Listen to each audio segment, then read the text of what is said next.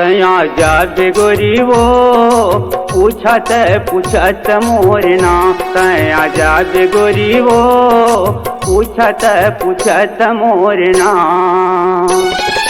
सिलहाटी के साइड मगोरी सिलहाटी के साइड मगोरी सुख तारा मोर गाँव तया जाबे गोरी वो पूछत पूछत मोरना तया जाबे गोरी वो पूछत पूछत मोरना।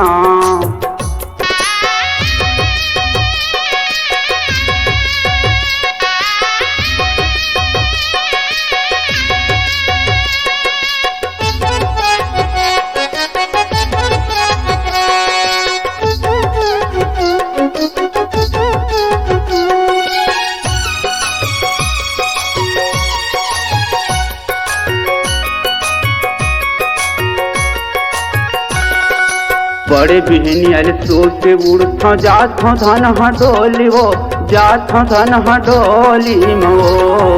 बड़े बिहनियल सोच के उड़था जात धन हडोली वो जात धन हडोली मो। ओतिले महा गिंदतिया सुन थाय तोर बोली लवो ओतिले महा गिंदतिया सुन थाय तोर बोली लवो। ढोटमा के साइड मगोरी ढोटमा के साइड मगोरी सुख तारा मोर गाँव तया जाबे गोरी वो पूछत पूछत मोरना तया जाबे गोरी वो पूछत पूछत मोरना।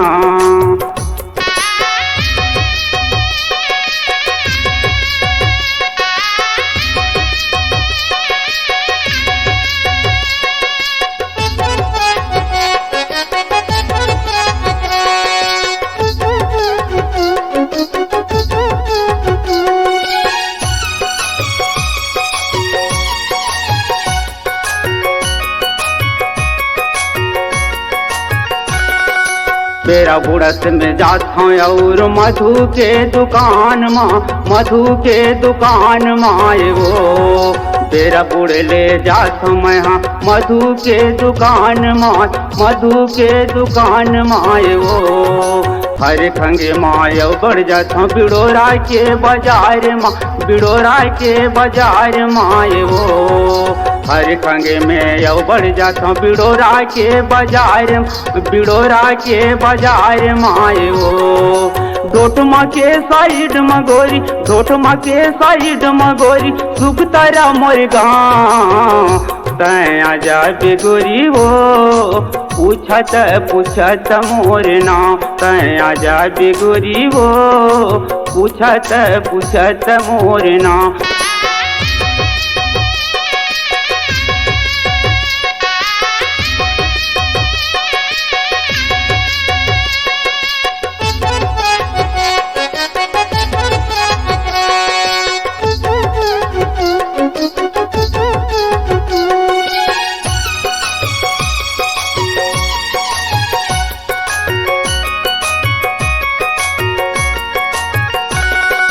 थाना मोर लोहारा पर्थ जिला कबीरधाम